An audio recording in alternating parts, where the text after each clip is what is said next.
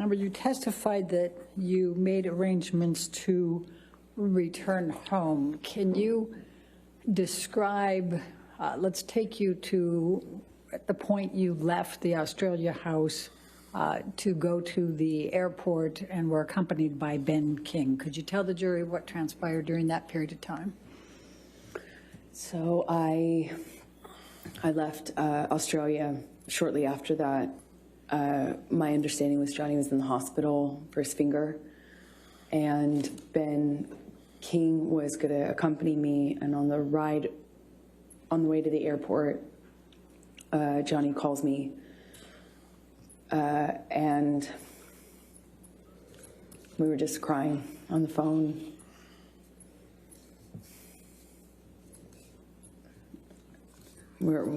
He was crying.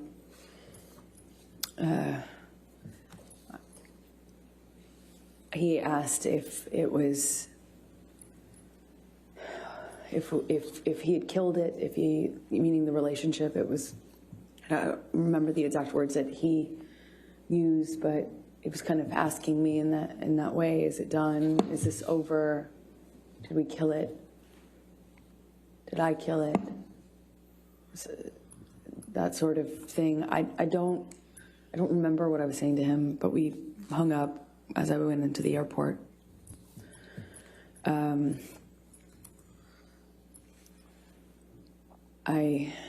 had a mix of feelings. Nothing really was making perfect sense to me, for sure. And I flew back with Ben. I don't really remember speaking to Ben on the flight. Okay.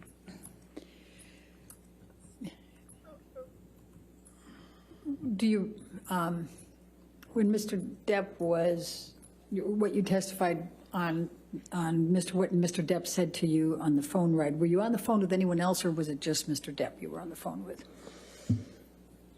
I only remember speaking to Johnny, and I remember sitting in the backseat of the SUV that had driven me, and we were outside of the entrance where you walk into the airport, and I even then felt torn about leaving.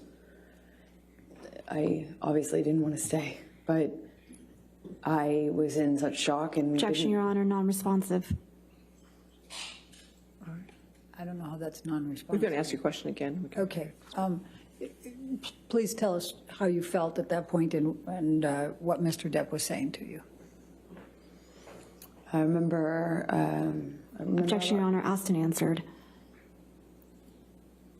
She was in the middle of responding to it, Your Honor, and Your Honor said it was a different question, but I'll sustain that objection if you want to ask a question. Okay. How did you feel at that time? I felt destroyed. Like my heart was broken.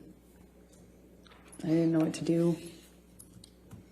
I thought maybe if I left him in Australia, I thought maybe something would happen to him.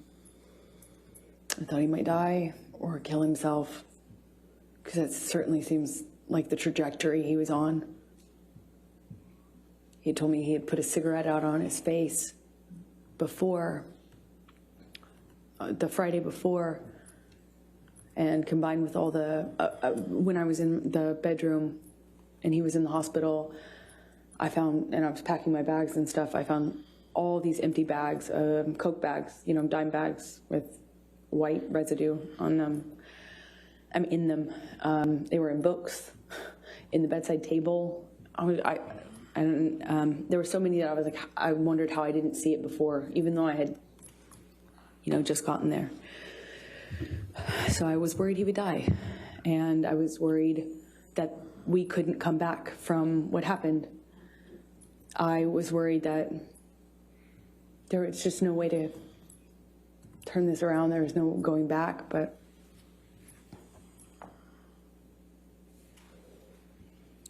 shock. Shock. So you flew out of that airport. Did you have a stop anywhere before you went back to LA? Objection, relevance. In a minute, I'll show Overruled. it. Yes, we did. We stopped in an airport. I think it was, we stopped at the Sydney airport from Brisbane, I believe. And did you have to change gates there? Yes, we had a short flight to get to Sydney, and then in Sydney, I walked with Ben through the airport to get the next plane, and we passed a newsstand. And I just remember I passed this newsstand, and there was a book on one of the book stands outside of the store, and it had this puzzle piece on it, and Johnny and I used to use that as a term of endearment, puzzle piece, and I saw this puzzle piece on the cover of the book. It got my attention. It said 4 ways to click, a relationship guide. So I bought it, and Who was the author? Dr. Amy Banks. Okay. Go ahead, please continue. So the book, at least from the subtitle, said it was a book on solving relationship problems. So I bought it, and I read it on the way home. And why did you buy it and read it on the way home? Because I loved this man. I loved this man so much. And it was so toxic. And for some reason, I couldn't get him to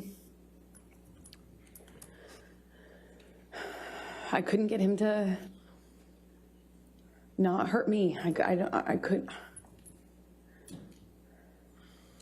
And it seemed like I was hurting him. But we loved each other so much. At least I loved him so much. And I didn't know what to do. I didn't know what to do with this relationship. It was awful and toxic, but it was so important to me, and I loved him so much.